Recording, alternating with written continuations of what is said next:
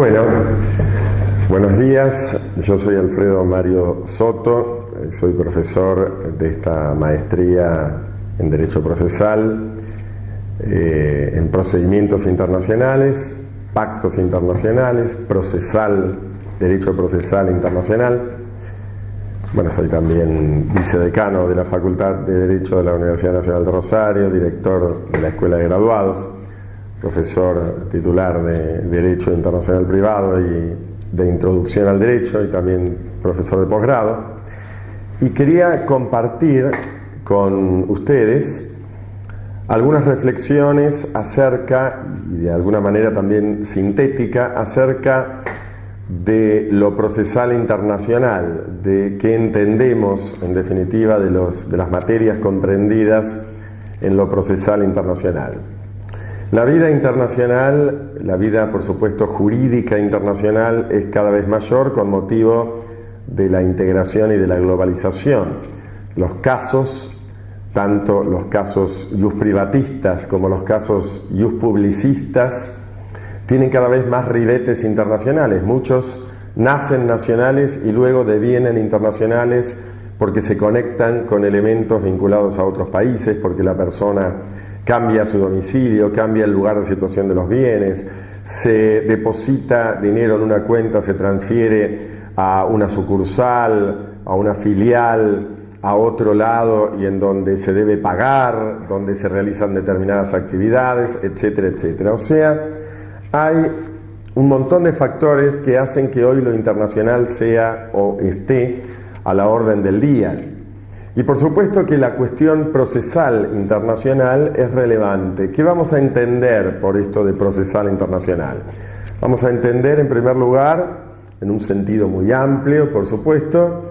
cuáles van a ser las autoridades, los tribunales competentes para entender en una determinada causa. Luego también todos los temas de cooperación judicial o de cooperación jurisdiccional internacional, que es necesario tener en cuenta porque hoy prácticamente es un imperativo el de la cooperación entre autoridades jurisdiccionales de diversos países o entre autoridades jurisdiccionales de tribunales universales o tribunales internacionales con las autoridades de diversos países, extendido también, por supuesto, al tema arbitral, pero concretamente ahora nos toca el procedimiento judicial. Cooperación para notificar, para realizar alguna prueba, para informarse del derecho extranjero que vamos a tener que aplicar en los casos de derecho internacional privado, para embargar y, por supuesto, para la hora final, que es la ejecución de las sentencias y laudos arbitrales extranjeros. Yo me voy a centrar básicamente en este momento en los litigios de derecho internacional privado, pero esta metodología puede ser aplicada muy tranquilamente en los litigios en derecho internacional público con algunas variantes.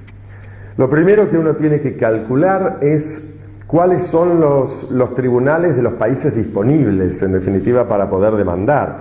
Hoy en día, que tenemos gran cantidad de foros disponibles a opción del actor, en el sentido de que hay jurisdicciones plurales, concurrentes, alternativas, múltiples, simultáneas, es necesario detectar cuáles son las alternativas que me da el derecho positivo, que me da el derecho internacional privado de mi país, del país donde yo actúo, en definitiva, para poder demandar el domicilio del demandado, y si hay una pluralidad de demandados, cualquiera de esos domicilios, o en la residencia habitual, que a veces es diferente,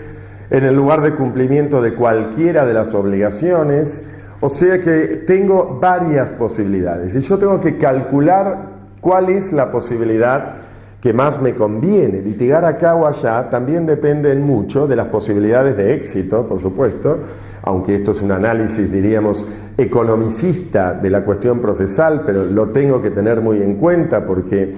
hay también como una especie de principio de orden público internacional procesal, que es el de la economía procesal, que si es relevante en el orden interno, es más relevante en el orden internacional, porque los juicios son más lentos y por lo tanto más costosos, de manera que yo no debería iniciar una demanda en un país que después no tenga éxito de cooperación, y de la cooperación precisamente que termina en la eficacia extraterritorial de las sentencias. Por lo tanto, yo necesito calcular todo esto desde el punto de vista estratégico para poder llegar a un resultado exitoso y que finalmente una sentencia condenatoria no se convierta en meramente declarativa porque sea inútil, porque no se pueda ejecutar. Entonces tengo que conocer cuáles son los foros disponibles, que hay cada vez, reitero, más foros disponibles, siempre desde la perspectiva local, pero a nivel internacional se da también en gran medida. Y la opción por la que yo me decida tiene que ser aquella opción, reitero, que me ofrezca mayores posibilidades de agilidad, de eficiencia del proceso y de eficacia de la sentencia. Frente a esta pluralidad de opciones que tiene el actor, no solamente en materia contractual, sino también en responsabilidad civil no contractual, aún en materias de familia, etc., se dan, como acabamos de advertir, juicios simultáneos, y los juicios simultáneos pueden llegar a sentencias contradictorias, y el problema de las sentencias contradictorias en el orden internacional es, como dijimos ya reiteradamente, el de la eficacia. Por lo tanto, por razones de economía procesal, yo tengo que tener en cuenta la litispendencia internacional por la triple identidad, o la litispendencia por una o dos identidades que podríamos llamar conexidad. Esto lo tenemos regulado en el derecho internacional privado argentino de fuente interna, en las disposiciones del Código Civil y Comercial relativas a este tema. Dice, por ejemplo, que el juez argentino debe suspender el juicio cuando hay una litispendencia por la triple identidad,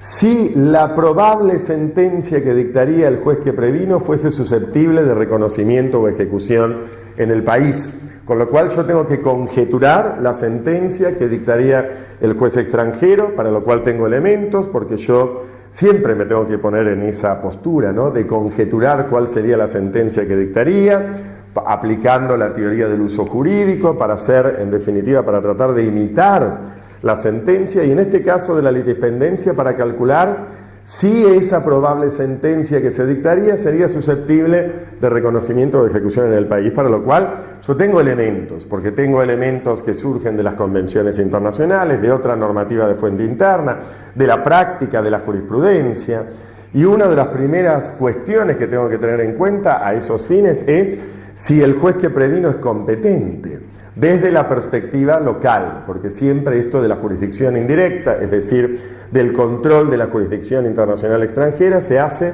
desde la perspectiva de las reglas propias, que son generales, de jurisdicción internacional. Luego, si en ese país se respetan las reglas del debido proceso, si la probable sentencia no afectaría los principios de orden público internacional, que eso puede ir variando, indudablemente, pero hay elementos como para conjeturar, aunque esto provoca, por supuesto, cierta inseguridad, sin embargo, hay cierta certeza, cierta verosimilitud acerca de la probable sentencia que dictaría, y si esa sentencia fuese susceptible de reconocimiento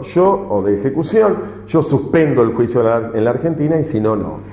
Y el Código sigue diciendo que en el caso de que el juez extranjero decline su competencia, o que el juicio en el extranjero se extinga sin que exista resolución sobre el fondo del asunto, como es el caso, por ejemplo, de la caducidad, o si habiéndose dictado sentencia, esta ya no es susceptible de reconocimiento en el país, porque puede suceder que efectivamente haya cambiado el orden público, hayan cambiado las reglas de jurisdicción, no haya reciprocidad, no haya práctica efectivamente de reconocimiento de sentencias entre esos países, el juez argentino que había suspendido puede continuar el juicio en trámite en la Argentina.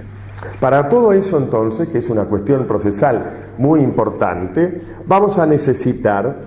tener en cuenta las reglas de jurisdicción internacional que por ahí precisan la cuestión de la jurisdicción exclusiva. No voy a reconocer una sentencia extranjera cuando haya jurisdicción exclusiva argentina. Los casos de jurisdicción exclusiva también están determinados en el Código Civil y Comercial. Los derechos reales sobre bienes inmuebles situados en el país, la validez o nulidad de inscripciones practicadas en un registro público argentino, la validez o inscripción de marcas, patentes, dibujos, diseños industriales registrados en el país, la adopción de niños con domicilio en la Argentina, y cuando la jurisdicción es prorrogada por voluntad de partes. O sea que en todos esos casos yo no reconocería la sentencia extranjera, porque tendría un carácter territorial nacional, diríamos, la jurisdicción exclusiva, privativa argentina. Yo tengo que tener en cuenta esto fundamentalmente de la jurisdicción internacional en el momento que me planteo la posibilidad de iniciar una demanda, de plantear una demanda y por lo tanto de un procedimiento internacional. Reglas generales de jurisdicción, personales como la del domicilio del demandado, reales como la del lugar de situación de los bienes, patrimoniales, a veces el lugar de situación de los bienes para cuestiones que no son de estricto carácter real, y conductistas, diríamos, para las cuestiones personales que tienen que ver con el desarrollo de conductas, lugar de cumplimiento, lugar de comisión del hecho generador del daño o donde éste produce los daños directos e inmediatos, y la autonomía de la voluntad, la prórroga de jurisdicción, el acuerdo de elección de foro y la prórroga en sentido estricto, expresa o tácita, en materias disponibles para la autonomía de la voluntad y siempre que la prórroga no estuviera prohibida por ley, como por ejemplo, en el caso de los contratos de consumo en el derecho internacional privado argentino de fuente interna, o cuando se tratase, como dijimos recién, de jurisdicciones exclusivas. Hay que tener en cuenta también algunos foros excepcionales, como el foro de necesidad. Aunque las reglas del código no atribuyan competencia a los jueces argentinos, estos pueden intervenir para evitar la denegación de justicia cuando no sea razonable exigir la iniciación de la demanda en el extranjero, la causa tenga vínculo suficiente con el país, se garantice el derecho de defensa en juicio y se atienda a la conveniencia de lograr una sentencia eficaz. Como en el caso Blasov, etcétera. O sea, no es razonable iniciar la demanda en el extranjero porque ya no tiene contacto la causa con el extranjero, la tuvo hace tiempo y ya no la tiene más, o porque no tengo recursos para hacerlo, o porque no se respetan en ese país las reglas del debido proceso. Excepcionalmente y con carácter restrictivo se puede habilitar este foro de necesidad,